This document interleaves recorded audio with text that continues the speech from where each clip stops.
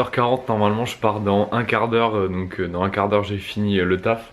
Je suis en train de monter, de commencer à monter les vidéos sur la sécurité, mais c'est énorme, genre vraiment, mais je m'amuse de ouf.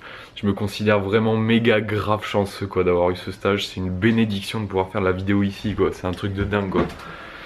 Donc 16h42, dans un quart d'heure je rentre à la maison. Et il me reste une dernière scène à filmer pour la vidéo. Donc en un quart d'heure je pense que c'est vraiment faisable. Donc je vais le faire maintenant quoi. Bon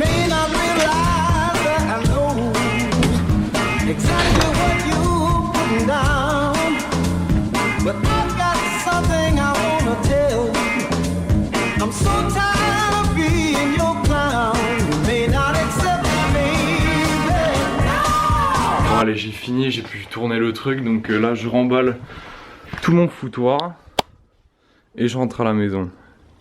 Et il n'y en a pas qu'un peu hein. Dites-vous que ça c'est pas mon bureau, c'est le bureau d'un mec qui est parti en vacances que j'ai réquisitionné. Donc c'est pas trop cool ce que je fais là. A demain, bon courage.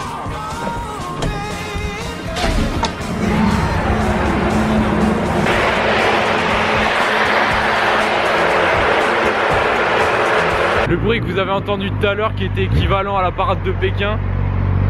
Un joli moto.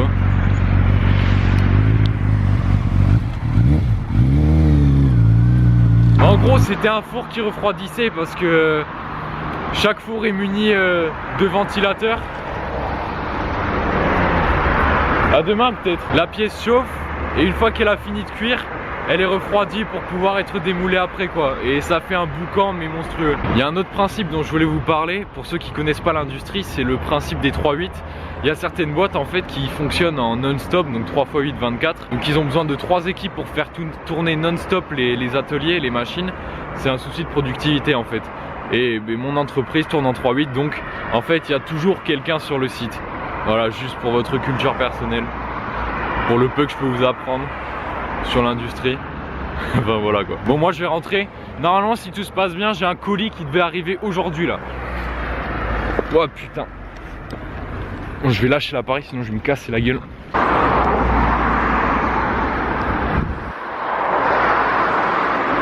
Et nous y voilà. Le colis est censé arriver mercredi, donc demain. Mais bon, j'espère vraiment qu'il est arrivé maintenant. Enfin, je sais pas, en fait, il y a zéro chance, mais il est prévu pour demain. On va voir.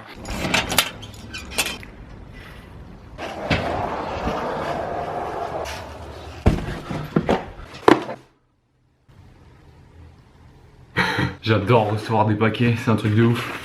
C'est comme si c'est votre cadeau du jour, genre c'est pas Noël, c'est pas votre anniversaire, mais c'est votre cadeau quoi. Waouh. Bon, voyons voir ce que ça donne, on va tester ce micro. Bon, vous êtes prêts? Qualité sonore de cette vidéo améliorée dans 3, 2, 1. Bon alors tout d'abord je tenais vraiment à remercier Juliette Lebiez qui a commenté ma dernière vidéo avec Gabi. Juliette, si tu vois cette vidéo, merci parce que tu m'as franchement obligé à me bouger le cul et à améliorer la qualité audio. Ça faisait un moment que j'y pensais mais j'ai jamais réussi à faire le pas. Donc voilà, merci. Ouais, qu'est-ce que vous en pensez? Est-ce que ça donne bien? En fait j'ai mis ce truc là, c'est un simple dictaphone. Ça me permet de parler genre vraiment loin. Et que la qualité sonore change pas, alors qu'avant il fallait que je sois genre comme ça près de la caméra et que je vous parle et c'était un peu chiant. Donc surtout faites-moi savoir si ça change quelque chose, si c'est mieux, si ça vous convient mieux. Parce que ça me ferait chier d'avoir acheté ça pour rien quand même. Ça fait un bail que j'ai pas fait ce trajet. Maintenant, j'ai dit que je voulais vous faire un bilan en fait du stage que je suis en train de faire. Ça fait un mois en fait qu'on a commencé le stage et je me suis dit que ce serait important ou intéressant de vous donner un feedback en fait. Parce que vous savez qu'à la base j'étais pas très enchanté et du coup je voudrais vous partager un peu la vision du mec qui partait pour 3 mois dans un stage dans un secteur qui pensait vraiment nul à chier et dans lequel il se reconnaîtrait pas du tout et qui au final a peut-être un peu changé d'avis. Je me faisais un petit bilan personnel pour comparer un peu le pour et le contre et j'ai été franchement surpris parce que au départ sans vous mentir, moi l'industrie, je pensais vraiment que ça ressemblait à ça, quoi. Je veux vraiment taper comme un gros porc en fait. Bref, que c'était vraiment quelque chose de vachement dégradant pour les gens qui y bossaient et que c'était vraiment un milieu où on pouvait pas être épanoui parce qu'il y avait que en fait des boulots ou des responsabilités un peu de merde, quoi. Désolé pour l'expression, mais c'était vraiment ça dans ma pensée. Mine de rien, maintenant ça fait quand même donc 1 mois et je commence vraiment à entamer ma mission de stage qui était donc de faire une vidéo sur la sécurité, je sais pas combien de fois je vous l'ai dit.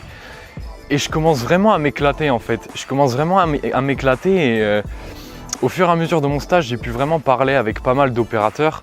Et ces gens-là, ils sont pas cons en fait. Et ils sont pas cons du tout. Vous savez, on se dit vraiment les opérateurs, bon c'est les mecs qui sont là, qui font tout ce qu'on leur demande, qui travaillent à la chaîne quoi, et qui ont rien pour réfléchir et tout. Mais c'est vraiment pas du tout le cas. Et moi c'est pareil, dans ma tête j'étais parti pour un trimestre où je me serais vraiment fait chier la mort. Genre je pensais qu'en étant dans ce domaine, c'était impossible que je trouve quelque chose d'intéressant. Et que pour moi ce serait juste ouais, un calvaire à passer, une sorte de mal nécessaire avant l'Australie. Et pas du tout, vraiment je commence vraiment à kiffer ce que je fais en fait dans mon stage. Bon bien sûr, heureusement, et c'est ça qui me sauve, que ça a un rapport avec la vidéo.